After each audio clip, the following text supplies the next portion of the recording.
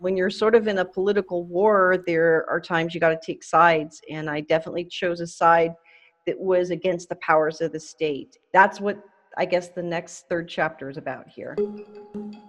As that date was coming up, a very strange thing happened to my little nonprofit. We got audited by the IRS. And I had gotten to a point where I just was starting to have a breakdown. I had this negative thoughts playing in my head. I had nothing else to give. I'd lost my identity. I had rolled out of bed from being a patient who was sick and sort of this mom raising her children from her couch in her bed to this advocate that was supposed to be strong and took on the LDS church and won, and took on the legislative body and won. All these things that I had accomplished, they didn't feel like anything to me. I can't deal with the anguish anymore. I can't deal with the loneliness anymore. I can't deal with the anger and the hatred I have for a church that has taken over a state, and there's no way to pull them away from things.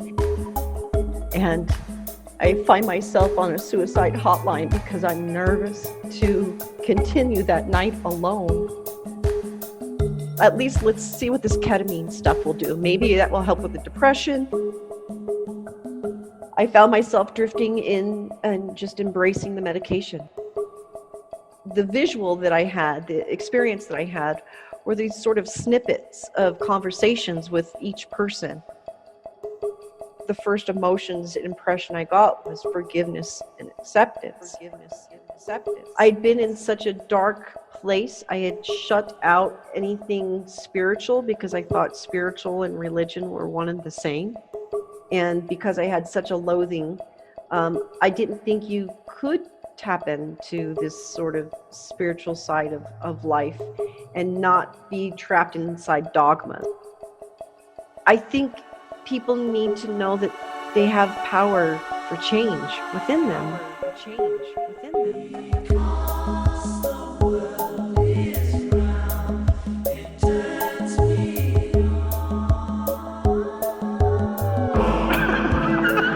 This is Infants on Thrones, the philosophies of men mingled with humor. We are the Quorum. After your faith has let you down, look for the good in everything.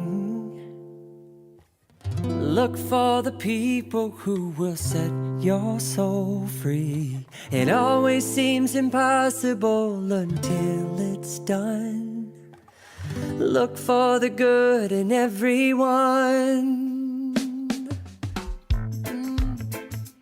All right, Christine, thank you for coming back for part 3. So let's recap really quickly. You moved to Utah.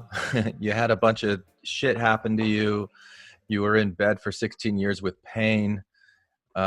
Cannabis helped you learn how to manage the pain. You put together this coalition to make cannabis legal in Utah, and it passed in 2018 by, I think it was 53%. You were able to get it passed, and I think that's where we ended last time.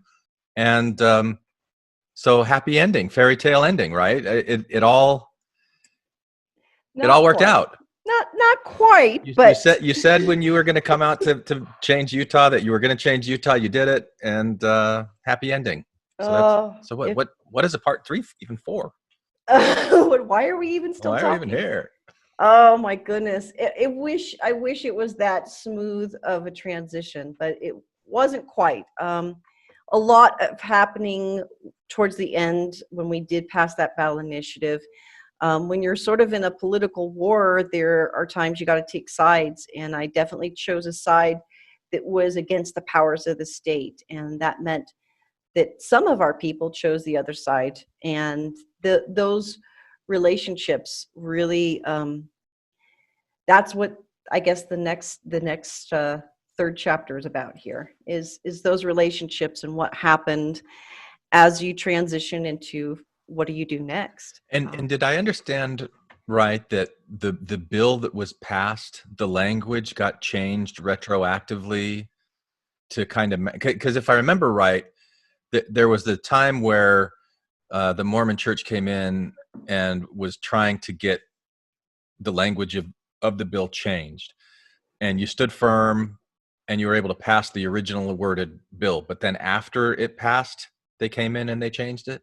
That is correct. So Prop 2 on election day, here in Utah, to give you context, we had a lot of opposition come out against. And so the last month of the campaign, there was this upheaval that happened. I had spilled the beans to the public that there was this backdoor politicking happening, that the LDS Church had sat down and started to work on legislation to replace the bill that the people were about to pass.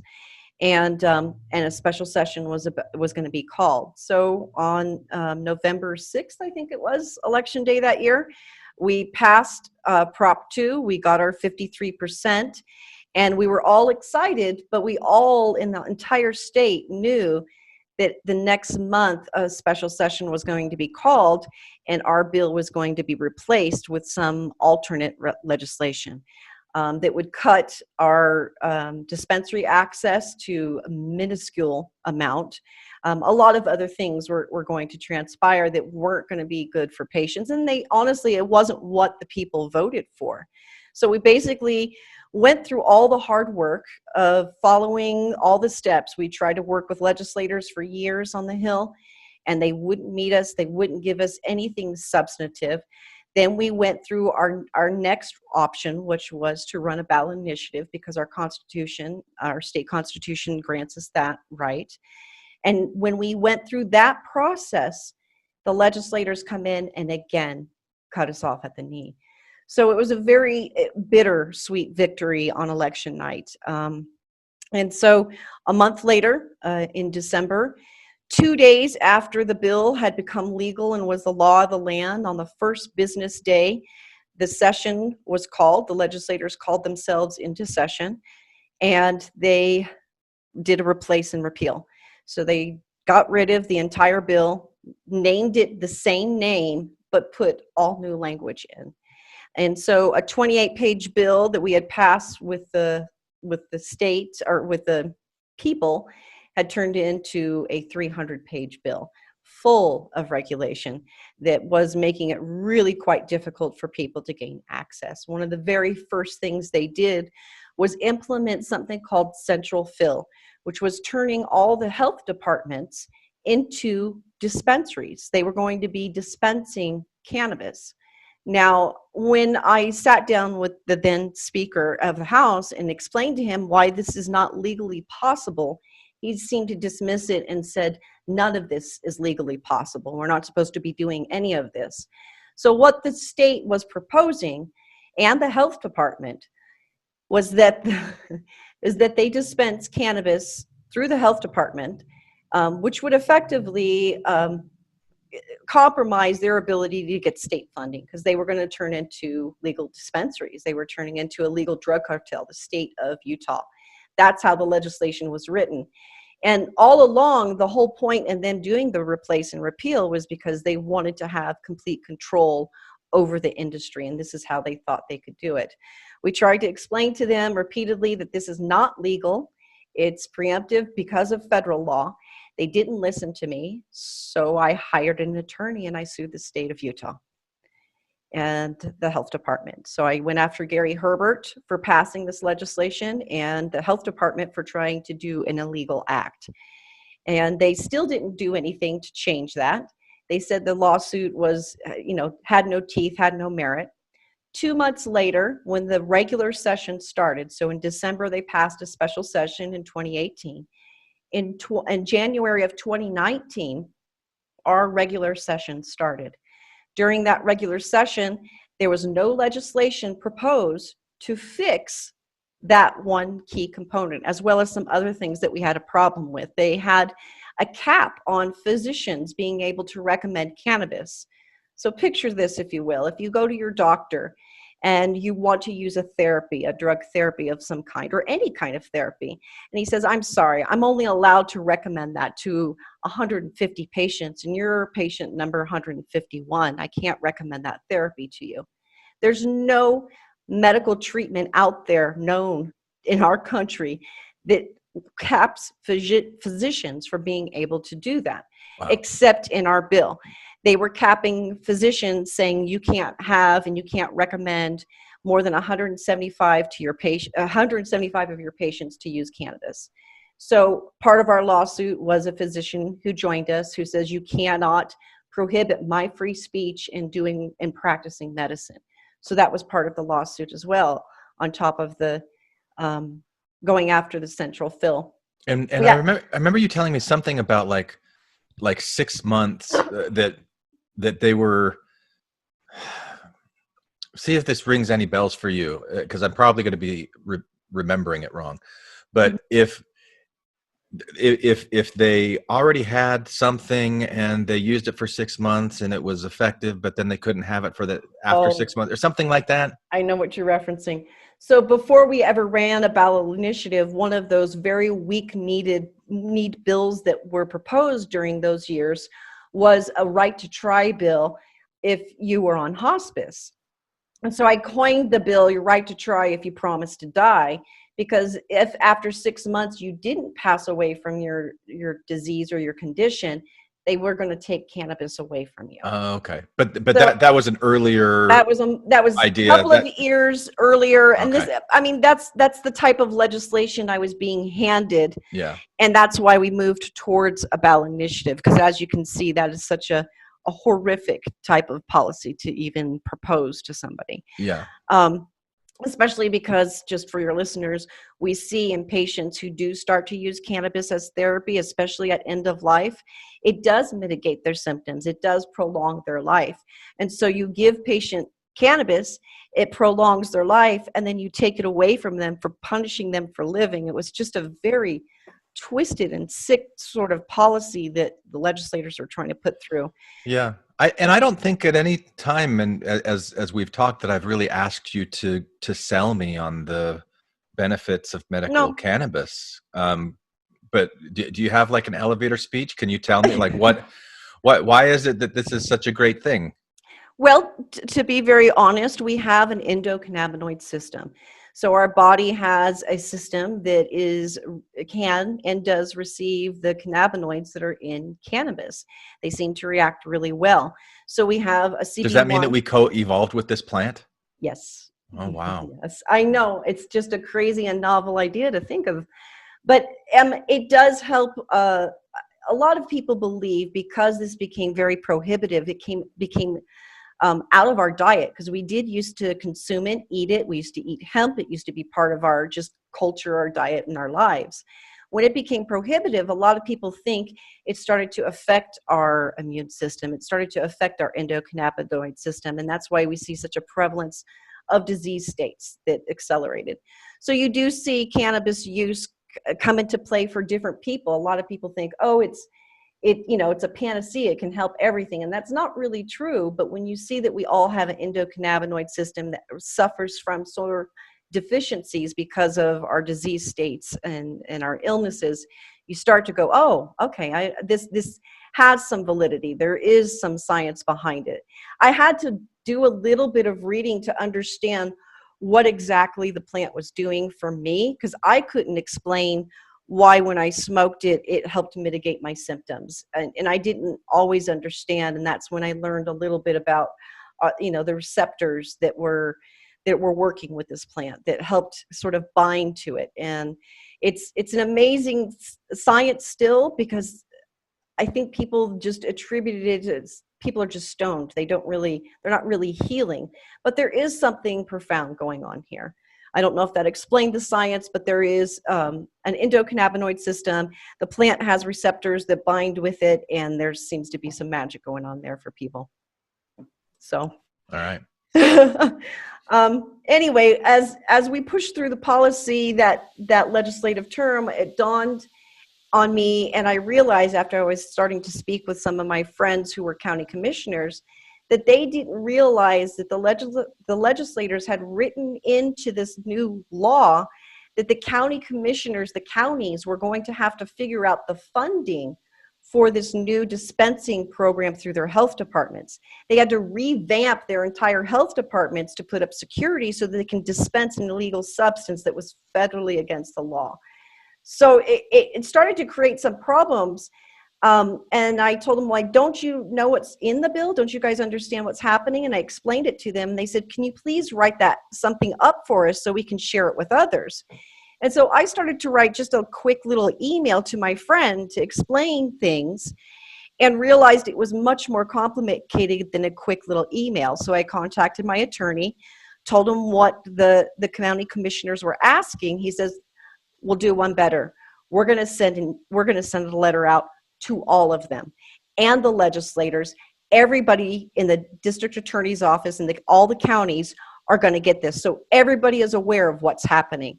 And he did. We did a letter campaign, and we sent out like 180 letters or 200 letters to every district attorney in the state, every county commissioner, a county council person, to make them aware that they were going to lose probably 75% or more of their federal funding for their health departments if they choose to break the Substance Control Act by distributing an illegal substance and effectively turning into a drug cartel.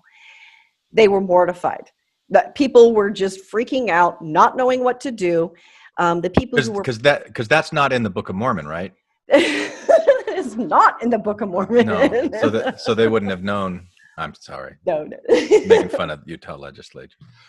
Well, as I'm listening to you talk about all these details and thinking that, like there may be listeners. I mean, there are probably listeners who were following this, who were very committed to what was going on and knew what was going on. And I'm down here in Arizona with my medical cannabis prescription, just enjoying life, not even giving it a second thought. So this is all news to me as I'm listening to you talk about this. But yeah, probably people are aware of what happened. Or how much do you think that people know what was really going on? I think those who were in the state and following the movement knew everything that was going on. We were pretty vocal. Getting news outside of the mountains in Utah is really, really hard. It's hard to get people to hear what's going on here. But the moment we passed medical cannabis, people started paying attention. And I also did make sure that the cannabis news was on my press list so I could keep them aware of what was happening. I tried to do my very best to keep people aware. And as your listeners are listening to this, I encourage them to Google medical cannabis in Utah. It is quite the tale of amazing feat. In all honesty, this is a very, very liberal viewed issue. A medical cannabis is just not something you equate to a conservative state. And so for Utah to be the first CBD only state in the entire country, and then to be the first one to flip from CBD to whole plant access within 4 years, it's a pretty amazing and remarkable story. And it really is a tribute to the patient advocates that I brought on board and their emotionally powerful pleas for compassion. It really is. Could you give me maybe one or two of those stories? Oh, absolutely. My favorite one that I like to share is and he was my just partner in crime in all of this, is that of Doug Rice and Ashley Rice. Doug Rice is a cancer survivor himself. He's also a paramedic. He's retired now, but he was a paramedic chief and a first responder to 9/11. He helped do some time there when that happened. I found Doug when the epilepsy moms who passed the CBD only bill told me about him. He has an adult nonverbal disabled child, and he has an amazing story. He goes every year to Colorado for a firefighter convention.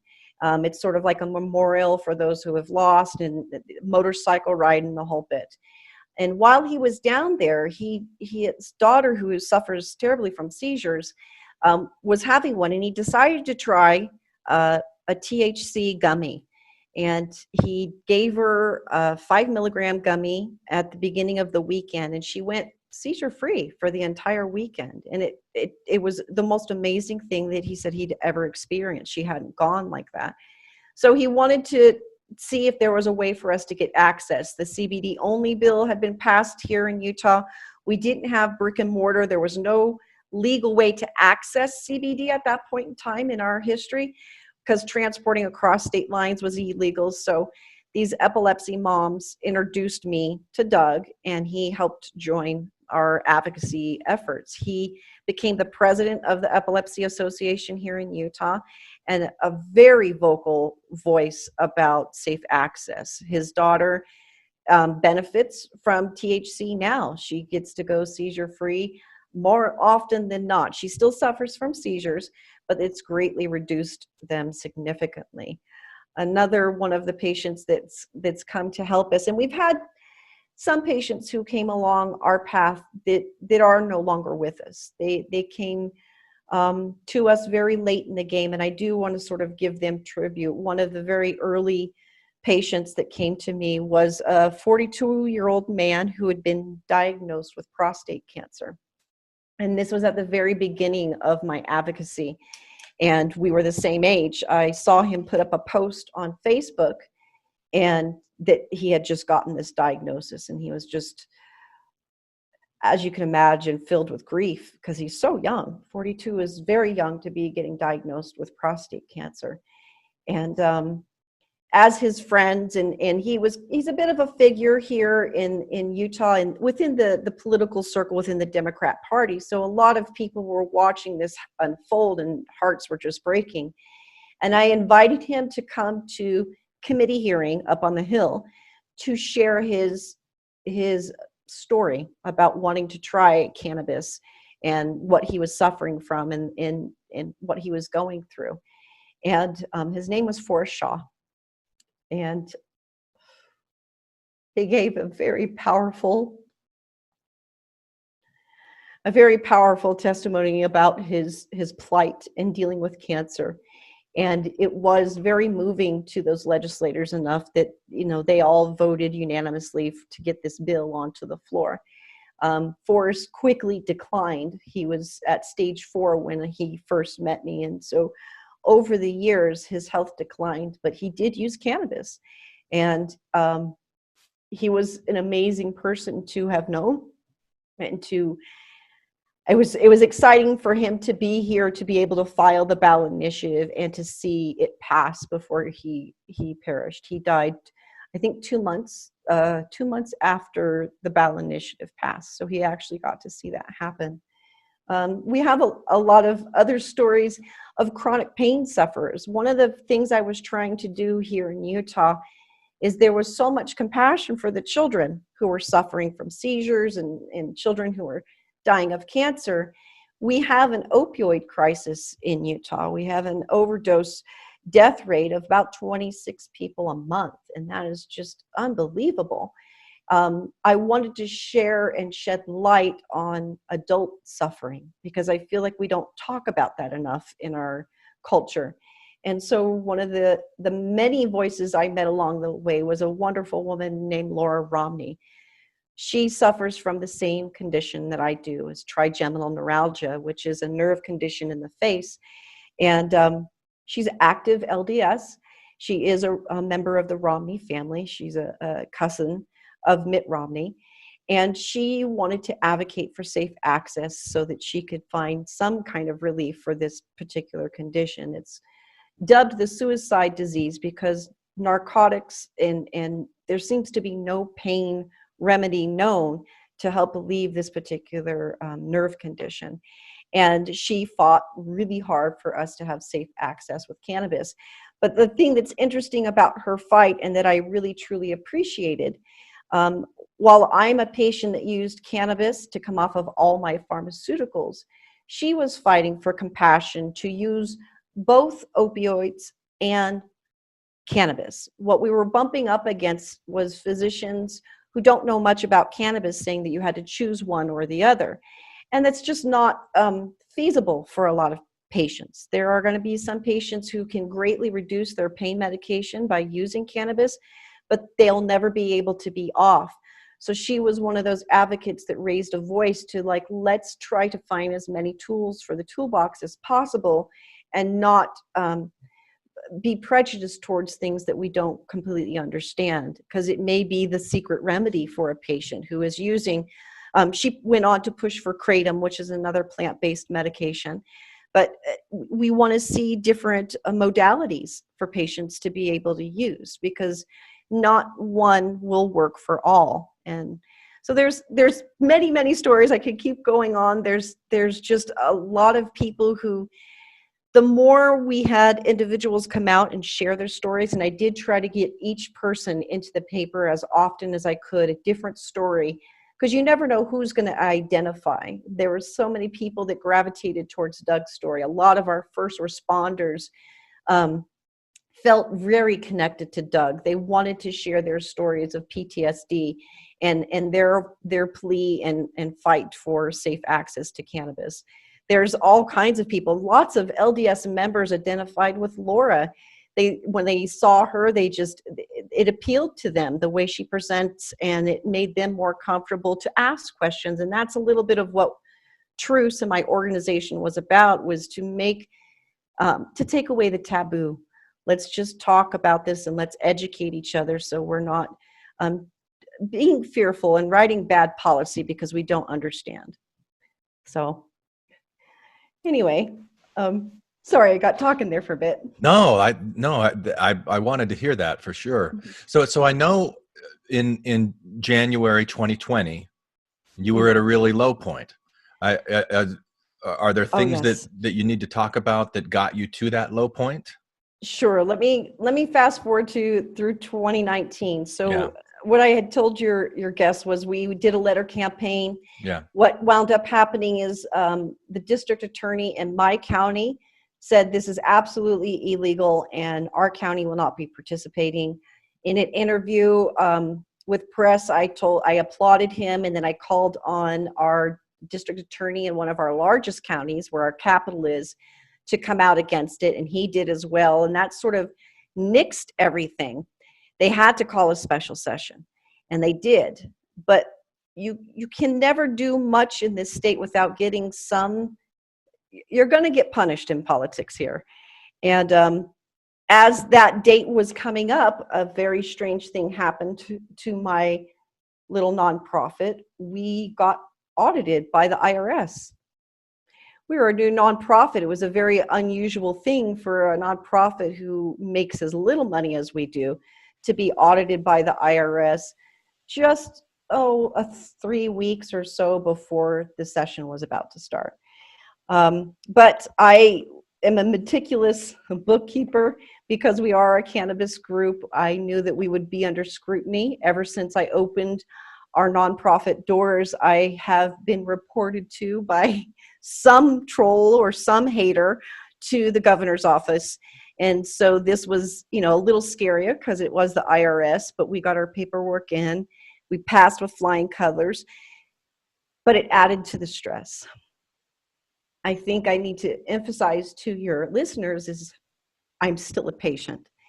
And as much of a brave warrior face that I put on to the public and doing the interviews and sitting with patients in hospitals and listening to parents and getting phone calls of people who were getting arrested and wanting help from our group, I was getting worn out by the fight. I was really tired of trying to have all the answers and have no resources. The church was a mighty opponent to go up against. They have money, they have power. The legislative body has nothing but money and power. The individuals that, any cannabis activist fights against, the pharmaceutical companies, you're dealing with law enforcement, even cities and towns. People say they like medical cannabis, but nobody wants it in their town. So there was still this ongoing fight that was on the daily. And I had gotten to a point where I just was starting to have a breakdown. My body just could not handle any more of this daily stress. I'd been doing this I started in 2012 with advocating on Facebook. And by 2019, I was exhausted. I just couldn't do it. I had privately gone through my divorce, not sharing with the public or really friends. And I was starting to hit my low point. Towards the end of 2019, I had decided I needed to take a break from social media. I couldn't answer messages anymore. I had stopped responding to people texting me. I had stopped responding to people who were messaging me on Facebook. Even my supporters were sending me concerning messages, your silence is deafening. And I had nothing else to give. I just didn't know who I was anymore. I'd been fighting this war for so long. By December of 2019, I was in a very dark place, and I just could not get my pain under control.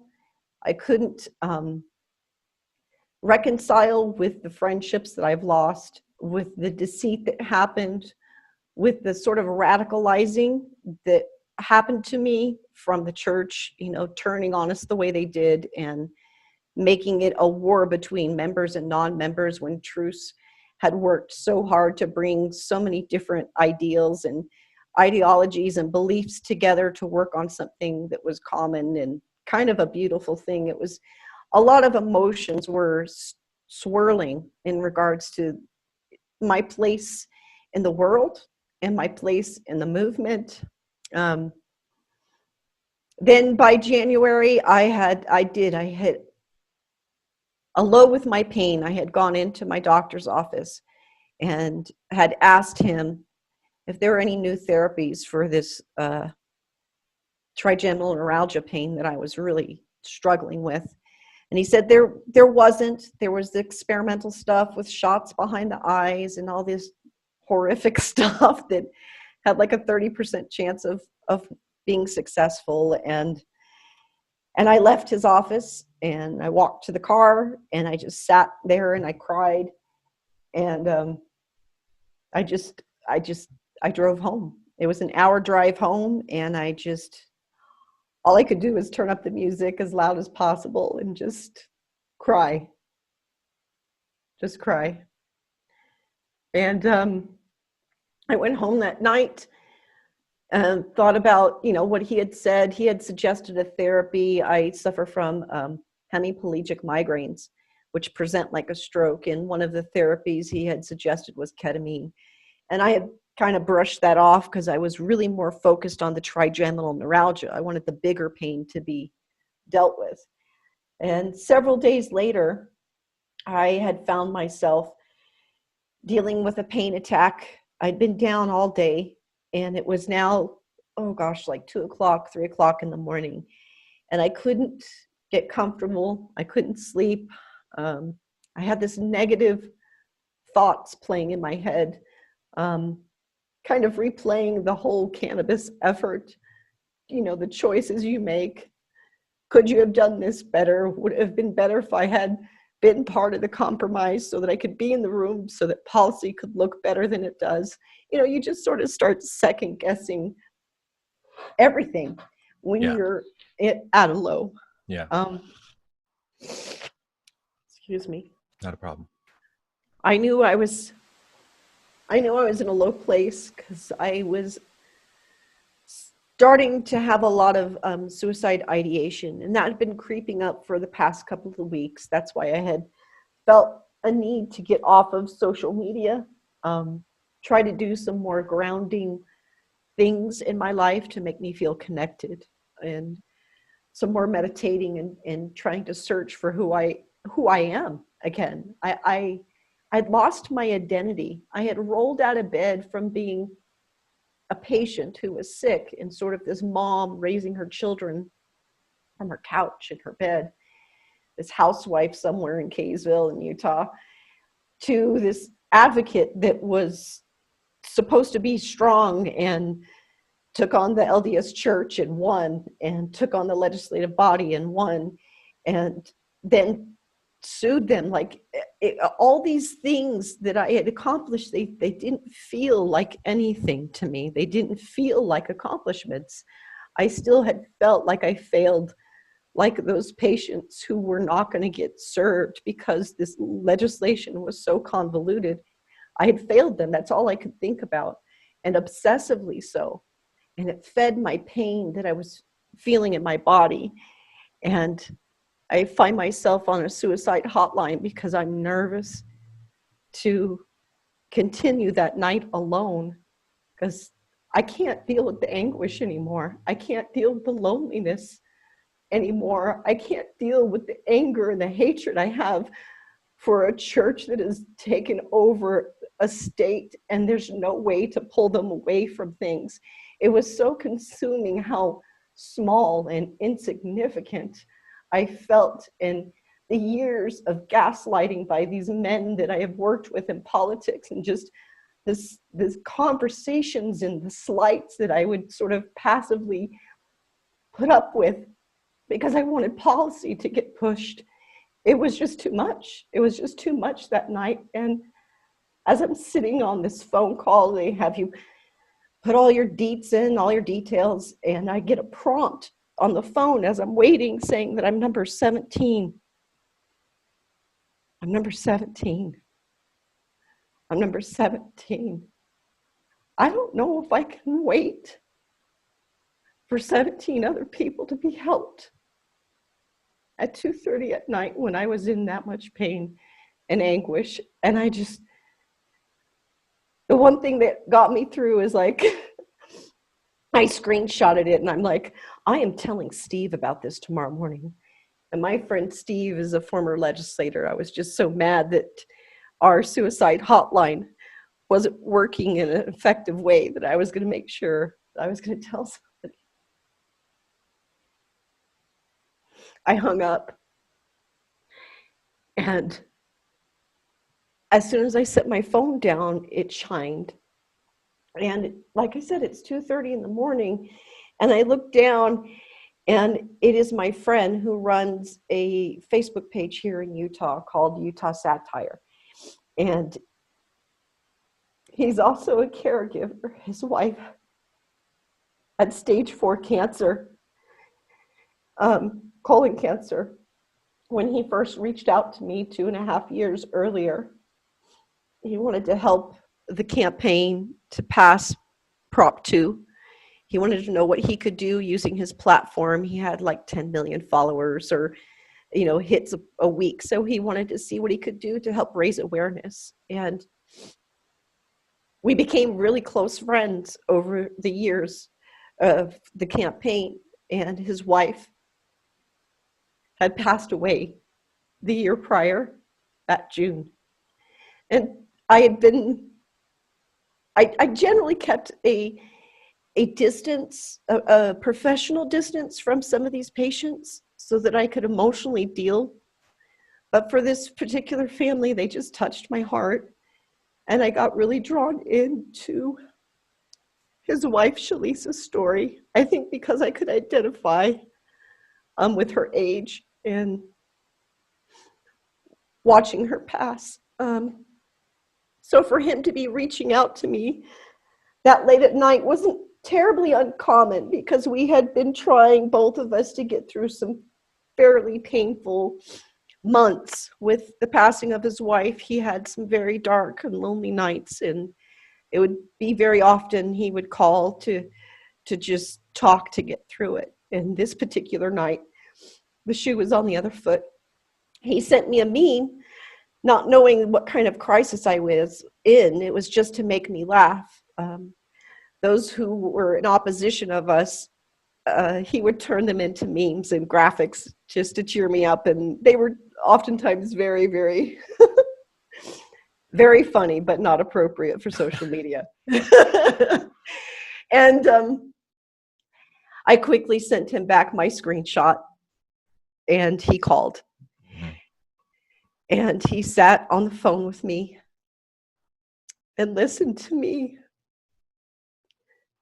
kind of purge this self-loathing and purge this hatred that I seemed to have fixated on myself. And He let me get through it. And then he sat there and he built me up and he told me all the wonderful things I had accomplished and to not give up hope. And while I was on the phone with him, I decided to come up with a plan. I had to do something. I can't fix this one thing. Maybe I can fix another. And I'm like, oh, at least let's see what this ketamine stuff will do. Maybe that will help with the depression. Maybe it will help with this migraine thing. Maybe I can, knock one thing out. So while I'm on the phone with him, he's encouraging me. We're Google searching ketamine. We're reading about it. And I tell him I'm going to call my doctor in the morning, and it's a mutual friend that we both know. We became friends over time, but I call Dr. Talbot and I tell them I'm struggling and I need to get in. And he contacts the clinic. He sends the prescription. I think I had told you I luckily had contacted the clinic and saw that they had a cancellation and were able to get me in. He called in the script, and within a few hours I was sitting in a chair and I was getting my first ketamine treatment. And I really didn't have any expectation because I had drug therapy before for many, many years of different kinds, and very little hope was ever given. And if it was so unbelievably temporary, it was hardly worth mentioning. But walking into this situation, I was praying. I was really praying that this was going to be something that could at least get me back on track to finding myself again. And as the nurse puts the IV in and starts talking me through a little bit of what to expect and just sort of different things of encouragement about, letting go, let yourself float,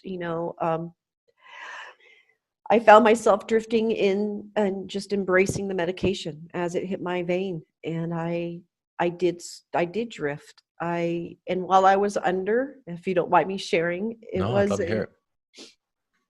It was an unexpected experience. For a few weeks, I had been sort of meditating and sorting through these relationships I had formed during the advocacy years. And while I was under, the visual that I had, the experience that I had, were these sort of snippets of conversations with each person. And during this sort of little snippet that my brain was sharing with me, I would have a range of emotions about this person, about that experience and who they were. It was everything from frustration to joy. And it was every person that I had been dealing with. And I was able to sort of emotionally process. And when I came out of that hour, I was in a drip for an hour. When I came out of it, I remember my daughter was there with me, and I opened my eyes and I saw her, and I remember the first emotions and impression I got was forgiveness and acceptance. And that was such a profound message that came through with me on that side of it, which was weird because that's not really what I was searching for. I just wanted relief. I just wanted the record player to stop. Now, isn't that the same message that you felt you came out of your near-death experience with? Yeah. Now, I've got to ask a couple of questions. Oh, sure. I mean, there's a view. Yeah, let me see where I want to go with this. All right. So these relationships that you had formed and you were doing the emotional processing while you were under the influence of ketamine, and did that include guys like Marty Stevens and people on the side of the church that you had really felt victimized by, and just hurt? Did you feel that same sense of forgiveness and love for them too? It didn't happen in that session. Not in that first session. No. Okay. On my fifth session, I had what some may consider a bad trip. I don't think there's bad trips. I think there's processing. Yeah. Right.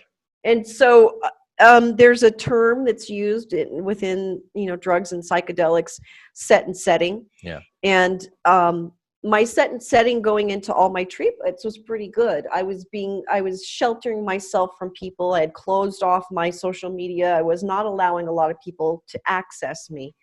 And this is pre-COVID, just to give people an idea. This is in February, before we really start to see any big announcements happening. We're getting whispers.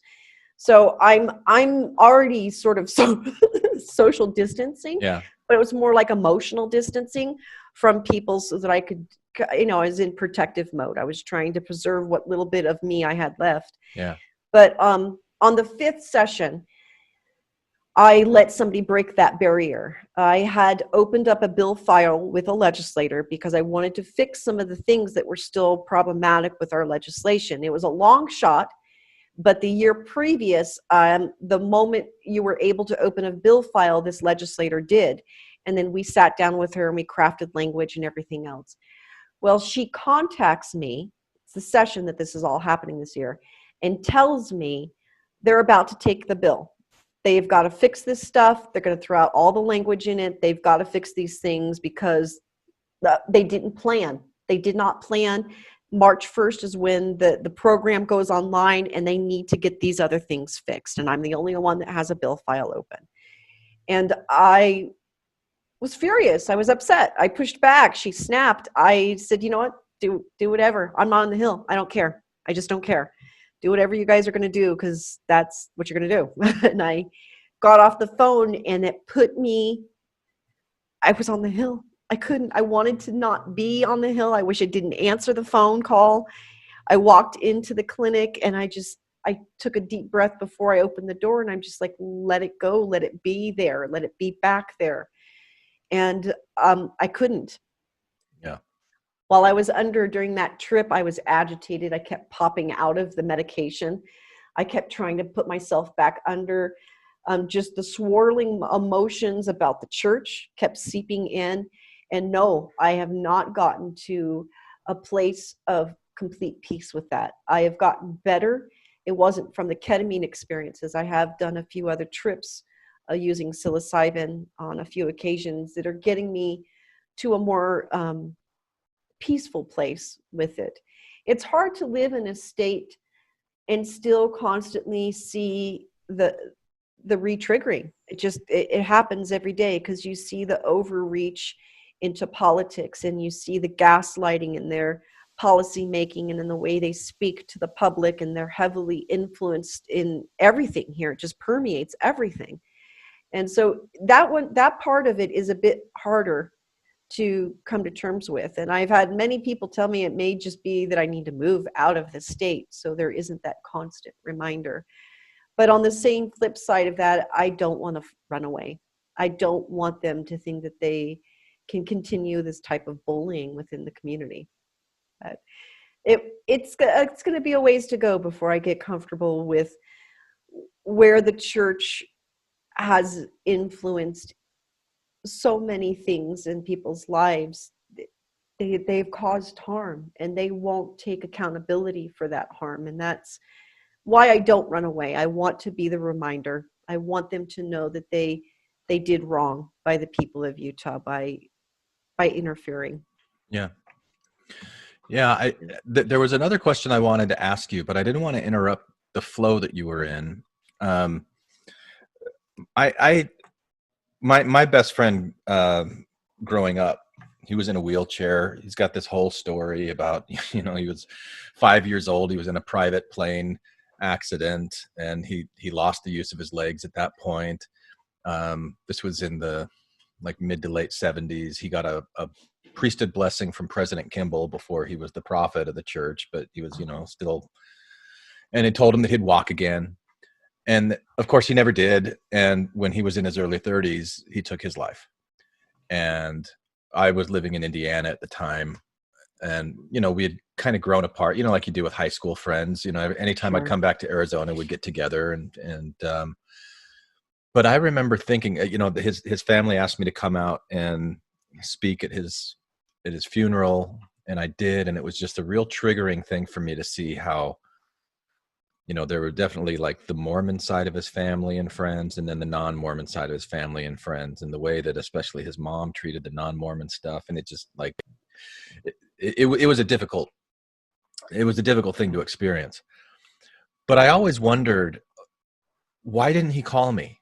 You know, like when he's in that deep dark place where he's contemplating suicide, why wouldn't he call me? He never said anything to me. And so I was thinking of that as I was listening to you talk about being on the phone, seeing that you were 17 on the wait list, but knowing that you knew that you had other people that you could have reached out to, but there was something. So I want to be sensitive in the way that I ask the question. I'm not saying that you did anything wrong. Just I want to understand as much as I Didn't I can that reach out to yeah, friends? that mentality of like what what does that feel like when you're in that place? First, I think for me, I didn't think I could reach out to people. I feel like I had positioned myself in a way within my friendships that I was the person that they were to come to, Mm, not the other way around. And that's not really how friendships work. And I had just played the role of advocate for so long that I mentally had I think put some false narratives in place that mm, I was the strong one and that I was not supposed to show any kind of weakness ever. That had a lot to do with, playing into some of my childhood narratives too. I was the oldest. I always felt like I had to prove my worth and mm. I had to be the perfectionist. I had to be the best I can actually be so that I could, be accepted and loved. And I think that's what was kind of in play here. I didn't feel like I had that with people. Um, my friend that reached out that night quickly showed me how many people do care. Yeah. And I needed that reminder. I think we forget as human beings that we are loved, that we all get caught up in our daily lives, but I would take a phone call from any one of my friends if they were in crisis. Right. And I think this was a prime example of me needing to share with other people in my community this experience, this load, and talk about the depression and talk about it in a way I hadn't really discussed as part of my narrative when I talked about medical cannabis. 16 years is easy to say, brushed off in a quick little sentence, but these are that's 16 birthdays for 4 different children that were struggles that I probably wasn't really up and functioning at. That's 16 Christmases and 16 Thanksgiving. Like, that's a chunk of time to just have wiped away due to illness. And that kind of thing, those kinds of things plagued me. I felt all these shortcomings of mine creep up, and nobody wants to share that with people. Nobody wants to say, I'm all these horrible things. And it's weird what as human beings do to ourselves. We just want to destroy ourselves, and it's not, a lot of times it's not based in reality. It's just our perception. Yeah. Which is still reality. Yes, It's well, a reality of our it own is. creation in that moment. And Yes. I can imagine being because what you described is that you were reliving and being really critical of what you saw as failures Yeah. in in your advocacy, and feeling like you had let a lot of people down, and so probably not wanting to feel like you're burdening them further by taking your grief to them and dumping that on Right. somebody else. I can imagine myself feeling like that. Well, and then I'm a patient, and the one of the biggest reasons for my divorce is, besides the fact that we had moved and our relationship had transitioned from a husband and wife to more caregiver patient, was that I was trying to free my ex from this having to take care of me. Like, I didn't, my health was starting to decline again, and I didn't know if I had advocated my health right back into a hole. That was a lot of the depression that was coming on right then too, was I thought I had given my best, my second lease on life. I thought I gave away to this effort, and it left me nothing. I mean, I was written out of conversations. There are people who were part of the compromise who have business ventures in the space here. I just kind of effectively was, thanks for your help, goodbye. it was a very weird sort of existence trying to figure out who I was again. Who am Yeah. I? Yeah.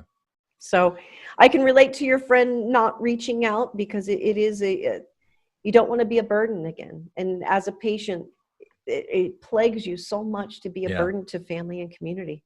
Yeah, and it was even more of a question for, his brother, who was much closer to him at the time than certainly I was, and several Sure. of his closer friends, and just wondering, like, why, what's going on. And well, I'm glad that your friend was there for you to send you the meme, and Me and uh too.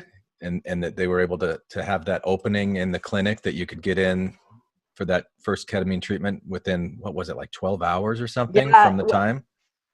it was less than that. Yeah, within 10 hours from me being on the suicide hotline, I was in a ketamine Yeah. clinic. It was Yeah. really, I felt like the universe just sort of reaching out saying, hold on a minute, we got other plans for you. You Yeah. gotta get right. And it did lead me down a path into other psychedelics. And because I once I got through the ketamine treatment, I took a break from, everything. And then COVID hit. Yeah. And during the COVID months, I started having a conversation with my friend, Steve Urquhart, who was a former senator and legislator. He started the psilocybin church here in Utah called the Divine Assembly. And And you're part an of ordained minister of that now, I aren't you? I am now. Yes, that happened. I had some friends who were wanting to get married a little while ago, and I became an ordained minister in Steve's church, so I could do that for And them. that wasn't that on Halloween? It was on Halloween. It was the last day of the month it was the LGBTQ History Month. Yeah. So it was it had its meaning. Yes, it was on Halloween. It was cute that it was on Halloween. Their flower children were all dressed in Halloween costumes, and it was cute to see them all coming down the aisle. But they were a gay couple that had been together for 12 years. And after, we watched sort of what's happened with the Supreme Court, there's been some concern. Mm-hmm. When they asked me to do it, I was extremely honored. I am a mom of a queer child, and she's bisexual. So I have seen how people treat her when she's in a heterosexual presenting relationship, and when she's in a lesbian presenting relationship, and the biases that happen there. So for my friend to ask me to do this for him and his husband was a true honor. It was a special experience. And how many years had it been since? Because it wasn't Halloween when Yes. you found out that your Son was abused. son was Mhm. being abused. Yeah. What, So 22 or 7 23 years? 27 years ago. 27 years previously. Yeah. Wow. So Halloween has always had its it's an emotional anniversary because of that tragedy in it. And so to have this year have this beautiful moment was for me, because I've gone through this sort of spiritual awakening and finding my identity and finding that higher power that I don't know if it's an identity of God, but there's a higher power within this universe that I felt tapped back into. I experienced it for a short time on the operating table. Yeah.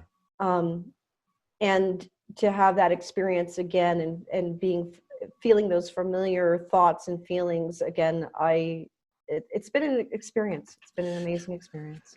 Do you think so this idea of like connecting to a higher power, it would make sense to me that if there is a higher power, which I think there isn't really anything of connecting to it or disconnecting to it, because it's just something that we're always connected to.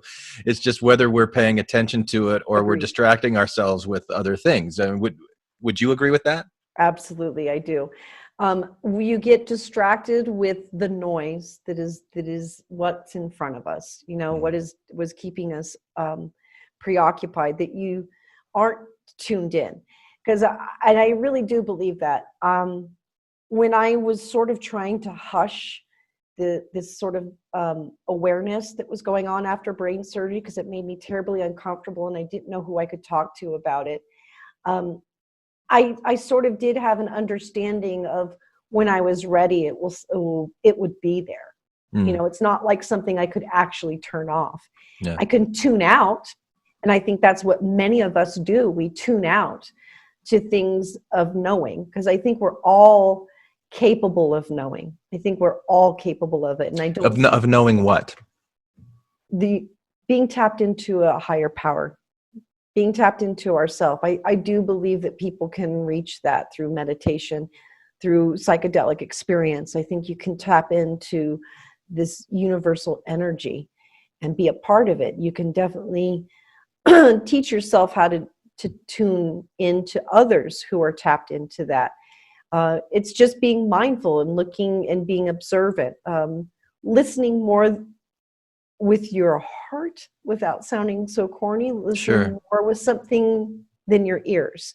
Well, we don't really have anything except words to use to try and express this stuff. So yeah, corny or not, I get it.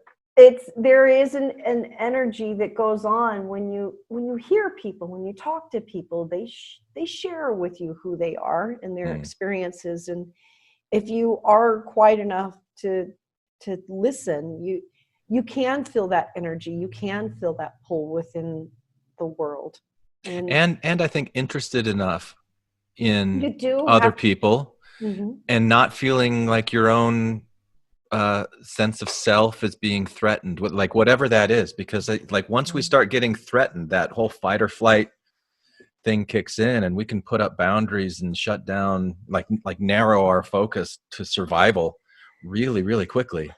Agreed. Absolutely agree. It's interesting how we're even programmed to do that. Yeah. You know, I think it takes a lot of energy to teach a child to think beyond themselves. You know, we're selfish from birth, and I don't think that ever changes. You have to really actively search to find meaning beyond yourself and get past the superficial stuff. I was definitely caught up into pushing the policy and having that kind of influence. It was a bit intoxicating to see that words and ideas had power and meaning within the community. It was really quite a phenomenal thing to think of this. I was just this lady that lived in a little town 30 minutes from the capital who decided, hey, wouldn't it be great if we could all smoke weed? What?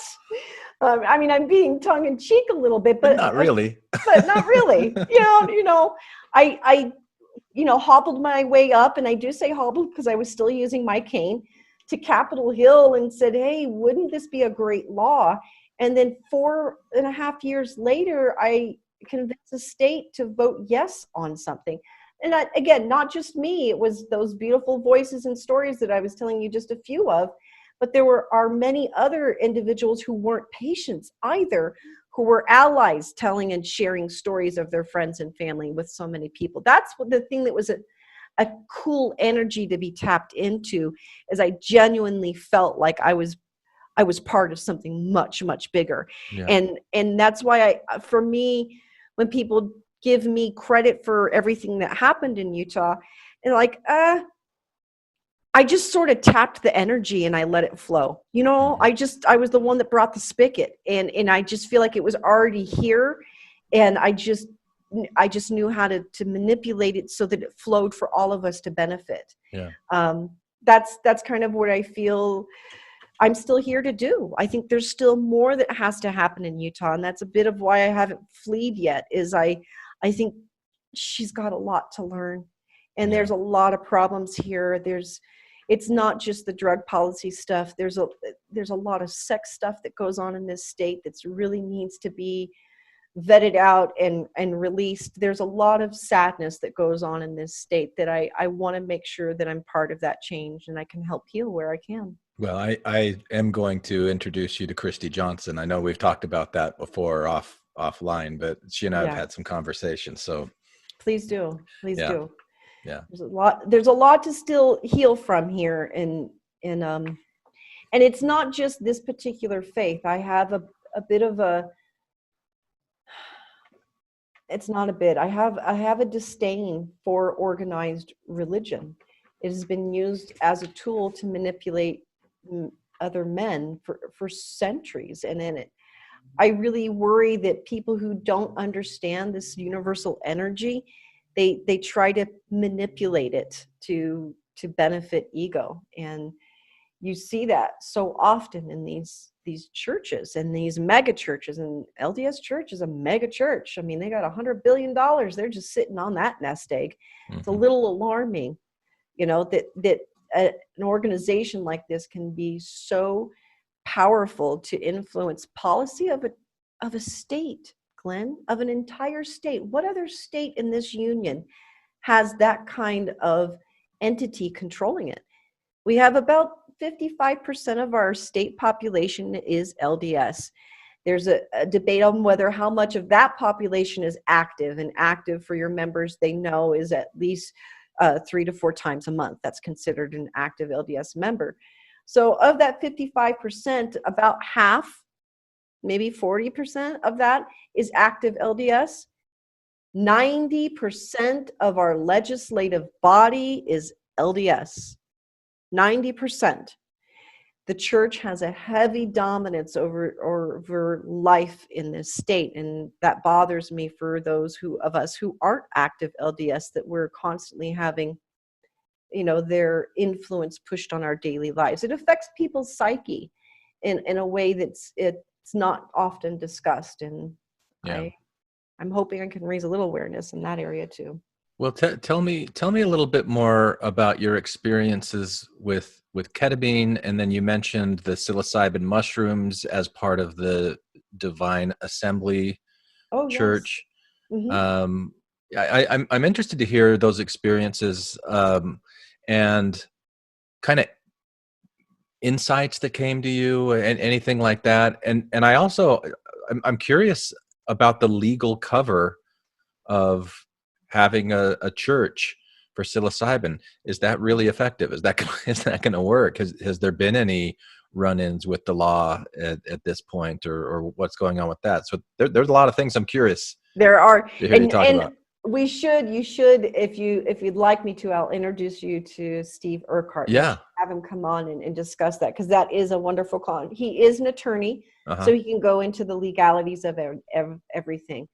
But when I came out of the ketamine and the COVID situation started to happen and unfold, at the time, my oldest child, the one that had suffered the abuse, is living at home with me. He and I we're COVID mates. We're in this thing together. And one day he comes to me and he says, "Hey, Mom, a friend of mine gave me some mushrooms, and I'm gonna do them." I was like, "Okay, all right." At this point in time in my experience, I had tried mushrooms at one point. I didn't have an experience that really was anything. I didn't hallucinate. I didn't see things. Anyway, so I said, "Great, go ahead, do your thing." He does it. He comes back. From a walk, he goes on a hike, and he says he had this most profound spiritual experience. And my daughter was over at the time, and she made some comment about, people do not go on walks and have spiritual experiences. What are you on? So he shares with us what he's on, and he's just full of so much. He wants to talk and love and be expressive, which is a really unusual thing. This child is the one that suffered the abuse. Right. He is on the spectrum, the Mm-hmm. autistic spectrum. And so sharing of emotions and feeling connected to people was very much a struggle for him his entire life. It always has been. He is he's definitely closer to me than he is any other human being. But he always was very stiff. He's not a hugger. Touching was always something that was kind of off-putting to him, as far as, it's just not very trusting. And I was watching him just smile and warm and give the softest, sweetest little hugs, and just be enjoyable that evening. And I kind of took in the experience, and I thought, well, that was a really good thing to have had. A few weeks later, he approaches and he says, "Hey, Mom, I've got more, and I've got enough of a dose for me and you. Do you want to do it with me?" And I said, "Oh, honey, don't waste your medicine on me. Like it doesn't work for me." And How he's big like, of a "No." dose was it? Um, for me, it Yeah. was, I did 1.5 grams. Okay. So it was, and honestly, that's a very mild dose. I've had up to 4 or 5 grams and still not had an experience. Really? So But you've it's got like the high tolerance. You of think stuff. because of yeah. I don't know if it's from the brain injury or what. I've learned a little more about psilocybin, and there are different cultivars. So there are, spore specifics might have a lot to do with different people react differently to them. And this is a situation where that happens. So this particular cultivar that he had, I did have a reaction to. It wasn't heavy on the visuals or anything, but there was definitely an emotional reaction. We spent the next 6 hours with each other. We had a fire. I have a fire pit in my backyard. I cooked food. We visited, and he just started to open up and share. And we both shared, and we talked about the trauma. I just didn't discuss the abuse that he suffered growing up. It wasn't something I was ever comfortable emotionally to talk about. There's a lot of shame and guilt that I carried with it. And as he's been an adult, he's wanted to know a little more, rightly so. And so we were able to start to dive into those deeper emotional conversations to discuss the abuse, how he feels about it, just a lot of that experience, a lot of that trauma. Wound up being a very wonderful experience. I hadn't felt so emotionally connected to this little guy in such a long time. It's just been like so much garbage and trauma over the years had built up that I just didn't feel that connection with him. And during this, I definitely felt like we both were tapped in to the divine. There's no other way to explain the amount of love that was kind of generating between him and I in that moment. And it was truly a beautiful bonding experience for me. And I would assume for him, because we have still feel very connected from that Yeah. experience on. He even, as a parent, you kind of wear your time out. I had to have my son move out of the house. And even after him moving out of the house, we quickly came back to each other because that bonding experience kind of cemented our relationship a little more. I shared this with my friend and told him about, this thing that was happening with me, that just feeling tapped into a different sort of energy source for myself. And Did you that's feel the same way about the ketamine, or no, like no, what are the no. differences in the experience of ketamine and the mushrooms, besides Well, being in a clinic and having a drip in your arm and one and definitely felt artificial. yeah. There was a gentleness a little bit with the mushrooms, but oddly it felt, I've had other experience. I have tried LSD too, and that's a little even different than the mushrooms, though those two are a little more similar. The modality just what presented differently emotionally. Um, with ketamine, it was dissociative, if that makes sense. I felt very distant from my body. And with mushrooms, I felt connected to my body. I That's felt very much interesting. Yeah. like I was here in my body. I wasn't, like in a tunnel or separated from it. So they both serve different purposes. I feel like with psilocybin, there was a more reparative going on. Yeah. Whereas with ketamine, it was more acute. It's like going and getting a shot because you're in a tremendous amount of pain, and it's just to get you through that pain. The ketamine that's what it felt like, this is an emergency. I need to stop this repetitive brain cycling. And the ketamine did that. It went in and just sort of Just like silence the chatter. yes, Okay. yes, yes. And that was so helpful because, and then what the psilocybin seems to be doing is it's helping repair. It's helping heal in a different kind of way. And it doesn't feel contrived. It doesn't feel forced. Like with the ketamine, it definitely felt like chemicals. Mm. This feels a little gentler, Mm. and I don't quite understand all of it yet. So I apologize to your listeners. I don't have all the answers. I'm still experiencing it. Yeah. I'm still trying to understand, one, how on earth these mushrooms are doing this. Like, I still haven't dived into the science of this and figured out. I have come across studies. I know that John Hopkins is doing a study right now with psilocybin in depression and MDD, which is major depressive disorder. And you're seeing some beautiful results of people doing a psilocybin treatment 2 weeks apart and having great success. They're reading. It becomes a replacement for serotonin, doesn't it? That's how it acts in the brain. And then I like think so. different regions of the brain are communicating with each other in ways that they don't typically. I think I got that from Michael Pollan's section 3 of How to Change Your Mind. Yep, I'm still needing to finish that book. I've had a lot of people who, as I've been sharing my experience of like, you've got to read this book. And so I'm still venturing into this arena, much like I did with the cannabis space. It's all still very new.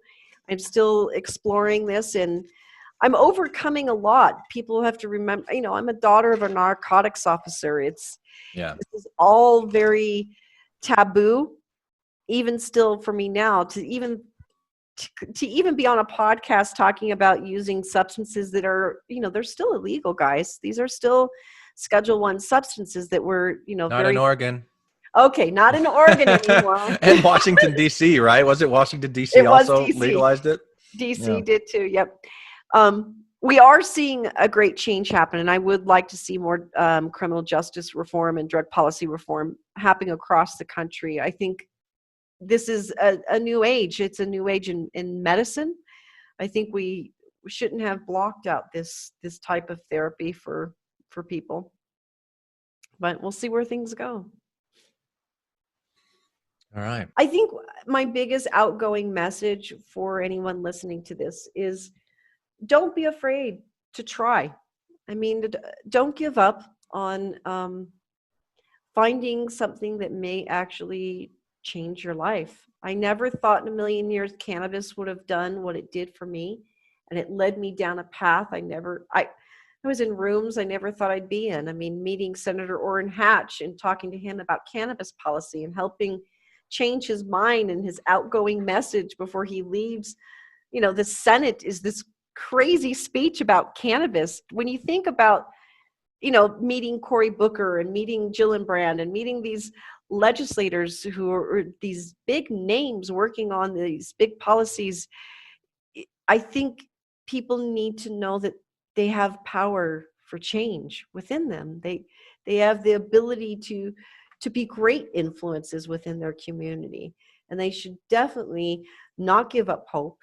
They should try every avenue possible to find a reprieve from everything that frustrates them. If they find that psychedelics open up an awareness in them, I don't think they should be bashful about sharing that with others, because it may lead somebody else down a path of awareness and awakening. Yeah.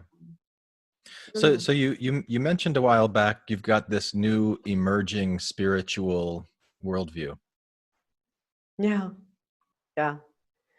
Is there anything, I mean, we've talked about it a little bit. Is there anything more that you want to say about that? I'm curious to learn more about it. There's so much, I feel so young and naive to what I'm learning right now. I'd been in such a dark place. I had shut out anything spiritual because I thought spiritual and religion were one and the same. Mm-hmm. And because I had such a loathing, I didn't think you could tap into this sort of spiritual side of life and not be trapped inside dogmas. So I'm really looking forward to exploring more with this. I want to do more. I do take the sacrament, the psilocybin, and I do a lot of painting. I'm into watercolor painting now. It's something that I always wanted to do, and just tapped into a creative energy space there that I am truly enjoying. It's those parts of my humanity that I think are the spiritual side of the universe that I hadn't really enjoyed, and that's what I'm trying to find. That's what I'm trying to search for. So the sacrament of psilocybin, is that something that you do as a group? Is it something that you do in private? Is it both? Like For how me, does that I do work? it. For me, I do it privately. I'm not one that's. I don't. I don't buy into that. Congregating kind of thing. For Steve, he really wants to help create a community with the church, Mm. a place where not only could people can dive into their spirituality, but also practice harm reduction tools. Because when you do bring in psychedelics and you do start talking about spirituality, I think you have to be very careful. You're opening up some sensitive doors for people, and it's a place that can be easily manipulated. Yeah, And so there is a sacred space of trust that I think with Steve he wants to create, um, an avenue where people can practice this, but also a community that can create safety for each other, because they don't want to get into a situation where somebody can abuse others. This is a very delicate thing, just like religion is. I think it's a very manipulative tool as well, telling people that you can give them promises of an afterlife if they give you everything in this life. yeah, Um, so for me, I like to practice using psilocybin alone because yeah, I do it meditatively. I generally, there's a music involved, but there's also being able to zone into an activity of whether it be spending time with a loved one, like my son, or a friend.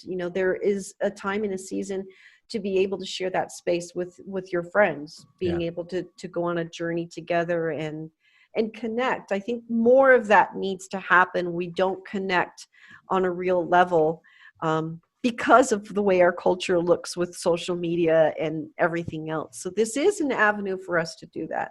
yeah, Um, the Divine Assembly is having an online event together where we're encouraging those who have sacrament to use their sacrament before they get online. But mid-December, we're all supposed to be coming together.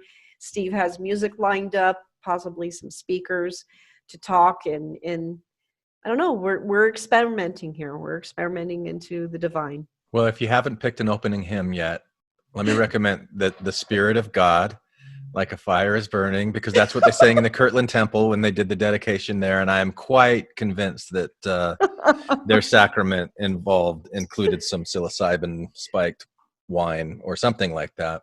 Oh, I'm sure. I'm Seeing the sure. flaming tongues. Yeah, I I don't know how many people would share this opinion that I have about Joseph Smith and the early Mormon church, but I'm pretty convinced that Joseph Smith used psychedelics, entheogens, Yep. and that especially Yep. the message that came out early. I think he was kind of pressured into starting a church by his mom and other people around him, and then he kind of got drunk on the power a little bit. Like how you talked Yep. about. You recognized the power of the word when you're out there and being able to move people's Emotionally. beliefs emotionally, and that Hmm. can really grab hold of you. But I think that early message of everybody has direct inspiration, direct revelation with the divine, Hmm. whether you're defining that as in a Protestant symbolism with the Trinity or something different, the way that people today do.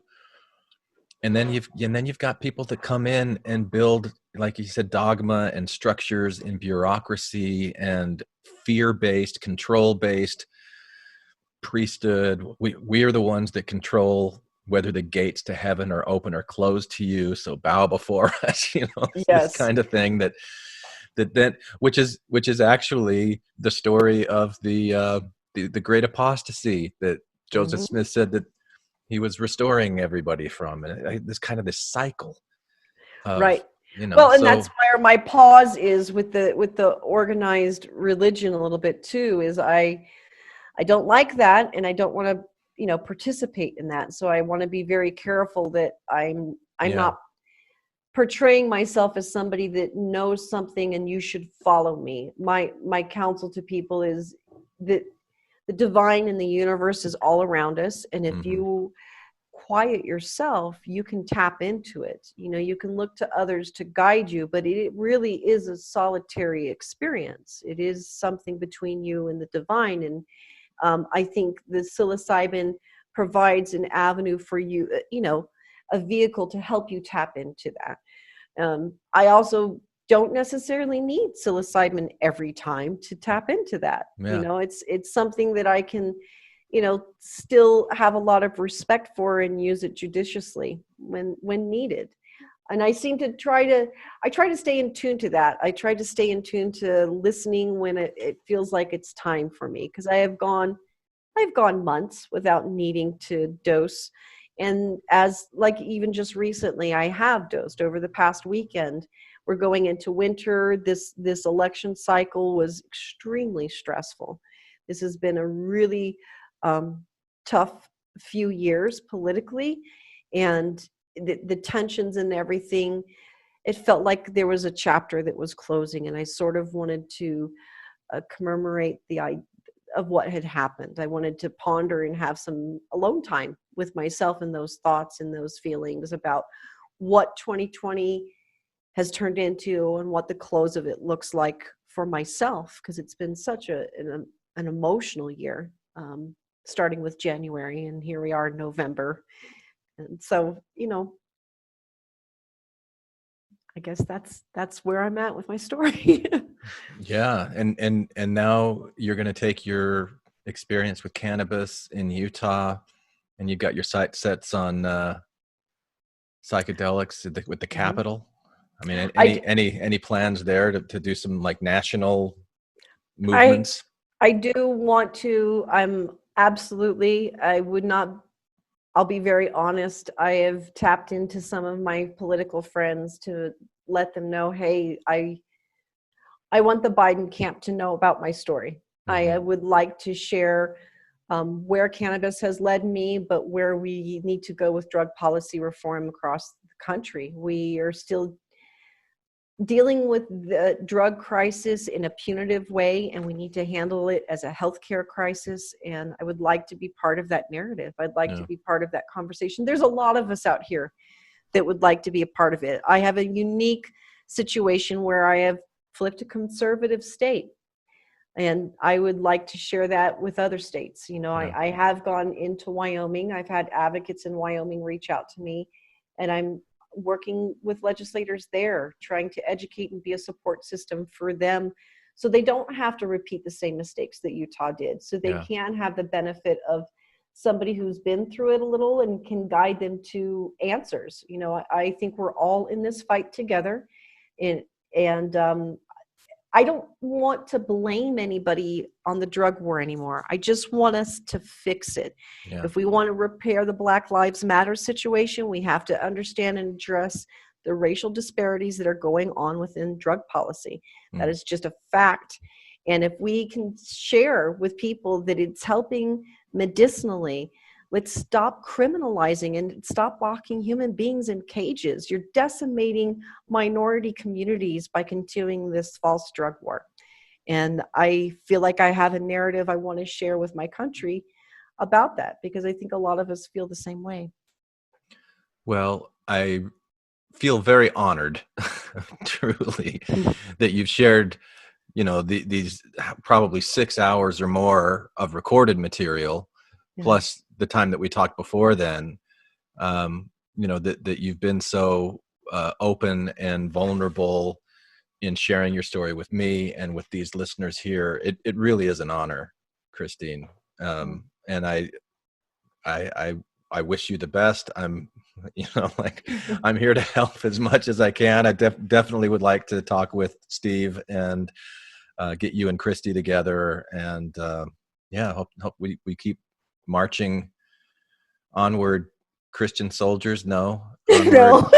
No. onward, something soldiers, psilocybin soldiers. I don't know what it Yeah. would be, but yeah, We're just all along trying to help each other. And that's right.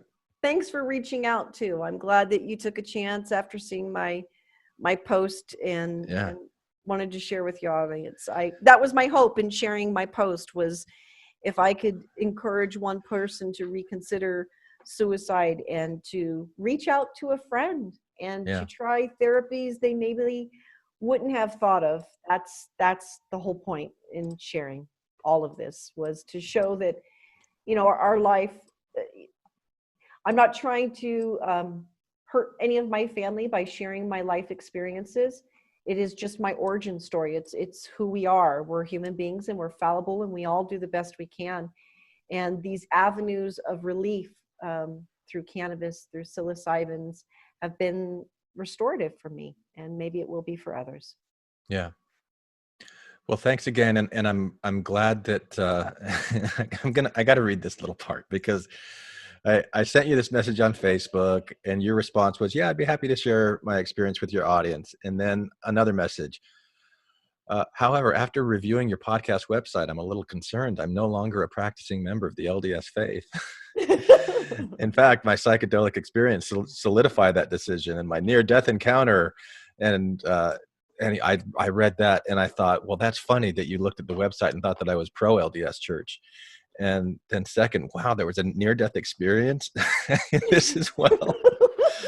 Wow, this is cool. It's been an incredible journey, and I'm really grateful I'm still alive. I really am. I'm so grateful that my first suicide attempt at 18 failed miserably.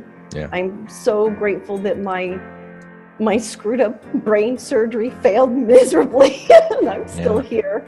And I'm grateful for every low moment that I've had where I crawled right back out of it, and that I keep trudging along. I really believe, suffering is the human experience, and compassion is the cure. And if we can learn to be compassionate to each other's experiences, I think we're going to be better human beings for it.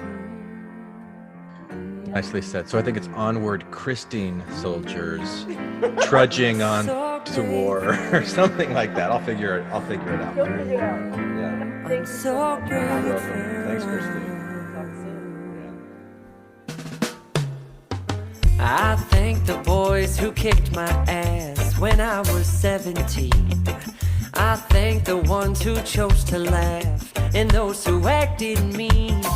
I thank the bullies for all their scraps and accidents and then some. They shaped my life. They made me like who I've become. They shaped my life. They made me love who I am. Hi, this is Hillary. Matthew, Ryan, Carol, Keith, Ashley, and I like to play bingo online while listening to Infants on Thrones. You can comment on this episode on the website, infantsonthrones.com. And if you really like what you hear, give the Quorum a 5-star rating and write a short review on iTunes. I did. Anyone for the closing prayer? And I'm grateful to gratitude itself. It helps me look for the good. Look for the good. Thank you. I look for the good. Thank you. Look for the good.